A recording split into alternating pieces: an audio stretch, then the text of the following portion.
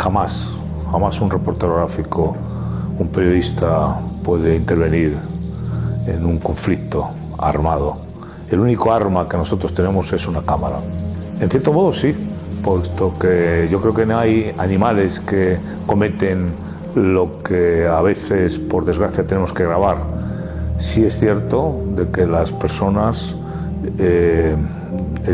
tendrían que ser un poco más parecido a veces en esas situaciones a los animales, pero en una guerra, en un conflicto, no se respeta nada, nada. Cuando digo nada es ni a personas, ni a animales, ni a plantas, todo es destrucción.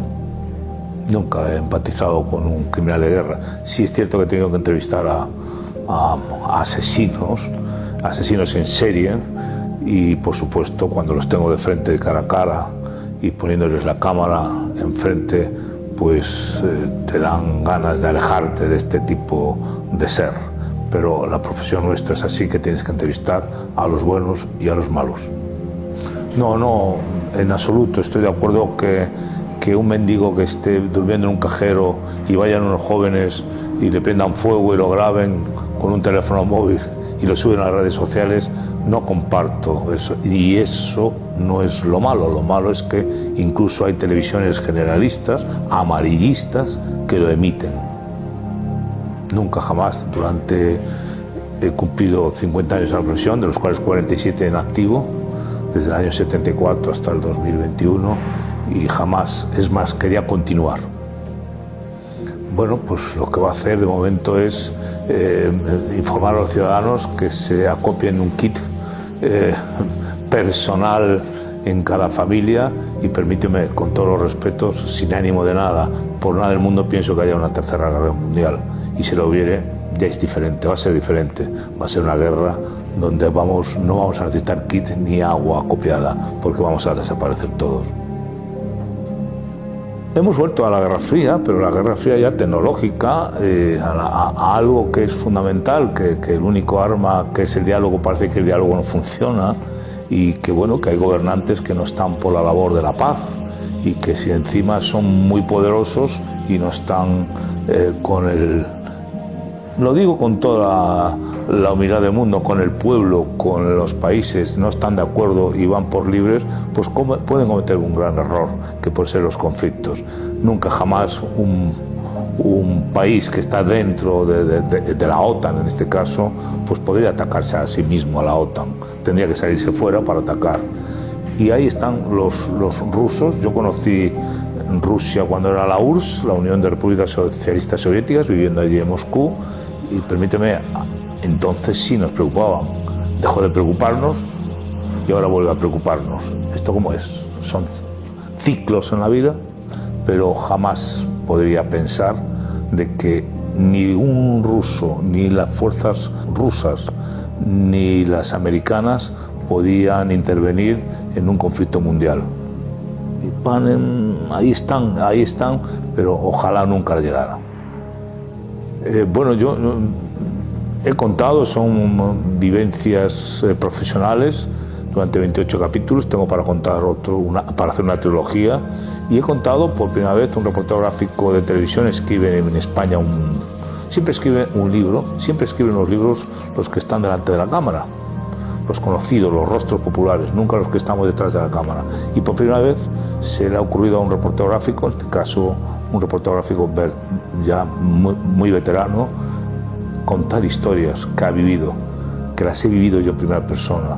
Pero sí es cierto que por nada del mundo pensé que iba a tener tanto éxito. Lo está teniendo, porque los futuros periodistas, los futuros reporteros de televisión, los futuros con las nuevas tecnologías con las que estamos, el camarógrafo que me está ahora grabando, les interesa también saber cómo era aquel periodismo y aquel reporterismo. Yo se lo estoy diciendo en ese libro. No tiene por qué, el sexo no tiene por qué, hombre o mujer, somos todos iguales en un conflicto, en una catástrofe. Allí el comportamiento del equipo, siendo hombre o mujer el periodista o la reportero gráfica, pero lo que sí es evidente que en ningún momento, y permíteme, te lo voy a decir con toda la humildad, ha habido por ser una compañera más, quiero decirte, más calidad en cuanto al trabajo, ¿no? Es todo igual, cada uno tiene su trabajo, su responsabilidad, pero no ha influido y ni influenciado para nada en mi trabajo, que sea hombre o mujer. Yo no soy capaz de prever un conflicto mundial, tampoco lo veo, que esté ahí, pero con un ser como el que acabas de nombrar puede ocurrir de todo. Por consiguiente es imprevisible, pero yo no soy quien, y menos los que estamos detrás de una cámara. Lo que tenemos que hacer es captar imágenes, no juzgar. No, el intento de golpe de Estado me cogió, yo era un joven que tenía 26 años y permíteme, yo incluso estando dentro del Congreso pensaba que eran terroristas disfrazados de guardias civiles. Después lo que viví allí, lo que vivimos allí, yo estuve hasta la 1 de la madrugada, desde las 6 de la tarde hasta la 1 de la madrugada, lo que viví allí, pues debo decirte que eso me va a quedar para toda mi vida y no tengo que pensar quién era o los autores de ese intento de golpe de Estado. Sí es cierto que me ha quedado profesionalmente ese gusanillo de haberle puesto el micrófono, de intentar haber puesto el micrófono al entonces, que después me enteré, a Antonio Tejero, porque todo golpista, y eso lo sabía ya, porque en el año 79 había vivido un golpe de Estado bueno, no lo había vivido, había llegado 48 horas después en Guinea Ecuatorial, y lo primero que hace un golpista en finales del siglo XX, cuando veía una cámara de televisión, es dirigirse a ella. A mí me quedé con las ganas de poner el micrófono y con la cámara que Antonio Tejero hubiera hablado al país. Eso hubiera sido interesante y sobre todo hubiera estado lo mismo en las imágenes que tenemos, que es así, he sido ayudante de filmación de la Guardia Civil saltando por la ventana y todo eso, que eso es memoria histórica. Imagínate si le hubiera puesto una cámara delante a Antonio Tejero para que hablara y dijera lo que quisiera. Pero no ocurrió eso porque mi compañero me lo impidió, Paco Rueda, porque yo se lo dije y me dijo: recoge el equipo rápidamente, Manuel, vámonos de aquí.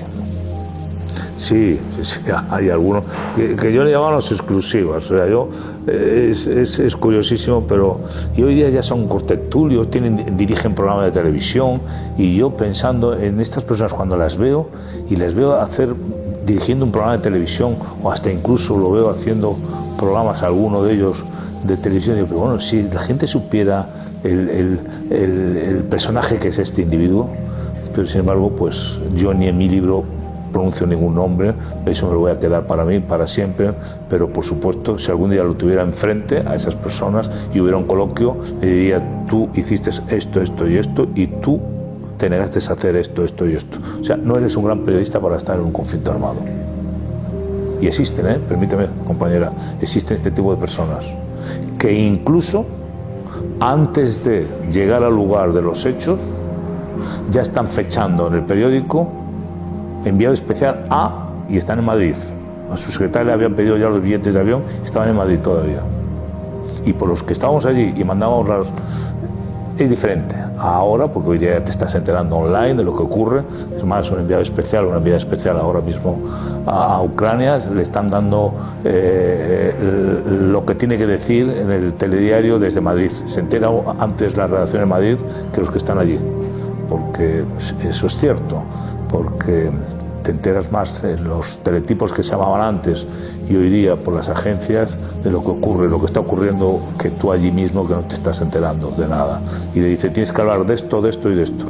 Pero vuelvo a repetir, más de uno, estando en Madrid, ya fechaban como si hubieran estado ya dentro de ese conflicto. Y los hay, nombres y apellidos, pero jamás contaría.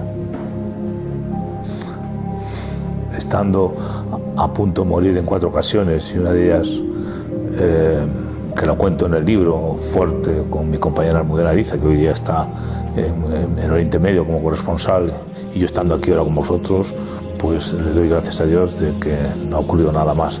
Pero cuando una persona ha visto la muerte en 4 ocasiones, y permíteme, ir a una guerra era una lotería, te puede tocar o no te puede tocar. Por desgracia, a más de un compañero le ha tocado.